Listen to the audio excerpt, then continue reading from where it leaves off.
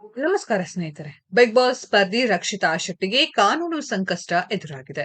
ಕಲಾವಿದರಿಗೆ ಅವಮಾನ ಮಾಡಿದ ಆರೋಪವನ್ನ ಅಶ್ವಿನಿ ಗೌಡ ಮಾಡಿದ್ದು, ಈ ಸಂಬಂಧ ನಗರ ಪೊಲೀಸ್ ಕಮಿಷನರ್ಗೆ ದೂರು ಕೊಡಲು ನಿರ್ಧಾರ ಮಾಡಲಾಗಿದೆ. ಕುಶಲ ಕಲಾ ವೃಂದದಿಂದ ಕಂಪ್ಲೇಂಟ್ ಕೊಡಲು ನಿರ್ಧಾರ ಮಾಡಿದೆ. ಅಶ್ವಿನಿ ಗೌಡ ವಾರದ ಕಥೆಯಲ್ಲಿ ಸುದೀಪ್ ಎದುರು ಈ ವಿಚಾರವನ್ನ ಉಲ್ಲೇಖ ಮಾಡಿದ್ದಾರೆ. ನಿನ್ನೆ ನಡೆದ ಕಿಚ್ಚನ ಪಂಚಾಯಿತಿಯಲ್ಲಿ ಈ ವಿಚಾರ ಚರ್ಚೆಗೆ ಬಂದಿತ್ತು. ಅಶ್ವಿನಿ ಗೌಡ ಮತ್ತು ಕಾವ್ಯ ಶೈವ ಕಳೆದ ವಾರ ಬಿಗ್ ಬಾಸ್ ಮನೆಯಲ್ಲಿ ಜಗಳ ಆಡ್ತಿದ್ರು. ಜೋರಾಗಿ ಕಿತ್ತಾಡುವಾಗ ಕಾವ್ಯ ಪರ ಬ್ಯಾಟ್ ಬೀಸಲು ರಕ್ಷಿತಾ ಶೆಟ್ಟಿ ಬಂದಿದ್ದಾರೆ. ಆಗ ರಕ್ಷಿತಾ ಶೆಟ್ಟಿ ನಿಮ್ಮ ಧಾರಾವಾಹಿಯನ್ನ ಹೊರಗೆ ಮಾಡಿ ಬಿಗ್ ಬಾಸ್ ಮನೆಯಲ್ಲಿ ಅಲ್ಲ ಎಂದು ಕೂಗಿದ್ದಾರೆ. ಅದಕ್ಕೆ ಅಶ್ವಿನಿ ಗೌಡ ಬೆಟ್ಟು ಮಾಡುತ್ತಾ ಕಲಾವಿದರಿಗೆ ಅವಮಾನ ಮಾಡ್ಬೇಡ ಎಂದು ರಕ್ಷಿತಾ ಕಡೆ ತಿರುಗಿದ್ದಾರೆ. ನಿಂಗೆ ಅದ್ರಲ್ಲೇ ಹೊಡಿತಾರೆ ಹುಷಾರ್ ಎಂದಿದ್ದಾರೆ. ಅದಕ್ಕೆ ರಕ್ಷಿತಾ ಗೌಡ ಮಾಡ್ತೀನಿ ಎಂದು ಜೋರಾಗಿ ಕೂಗಿದ್ದಾರೆ.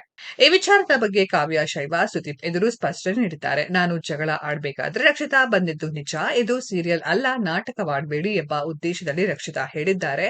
ಆದರೆ ಅಶ್ವಿನಿ ಅವರು ಆ ಸ್ಟೇಟ್ಮೆಂಟ್ ಅನ್ನ ತಿರುಚಿರೋದನ್ನ ಕಣ್ಣಾರೆ ನೋಡಿದೆ. ಕಲಾವಿದರ ಬಗ್ಗೆ ಕಮ್ಮಿ ಮಾತಾಡ್ತಾ ಇದ್ದೀಯಾ, ಕಲಾವಿದರನ್ನ ಕೆಳಗೆ ಇಟ್ಟು ಮಾತಾಡ್ತೀಯಾ ಎಂದು ಹೇಳಿದರು. ಆದರೆ ರಕ್ಷಿತಾ ಮಾತನಾಡಿದ್ದು ಉದ್ದೇಶವೇ ಬೇರೆ ಆಗಿತ್ತು ಎಂದು ಕಾವ್ಯ ಹೇಳಿದ್ದಾರೆ.